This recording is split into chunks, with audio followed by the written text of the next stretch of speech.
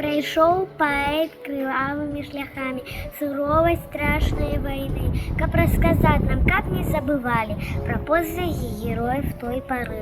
Ён бачыў усё, і смерць, і жах, і голад, матулін крык, і плач галоднага дзіця. Ён бачыў шмат і сніў, напэўна, доўга, як у полымі вайны гарыць зямля. Ён ведаў, як чакаюць жонкі ад мілага, хоць вестачкі з вайны. Ён бачыў іх бяду і страх, і роспач, калі чыталі пахавальныя лісты. Ён памятаў і сябра вочы, якія ўжо патухлі назаўжды і сталі колеру ў апошняй ночы і не ўбачыць родныя зямлі.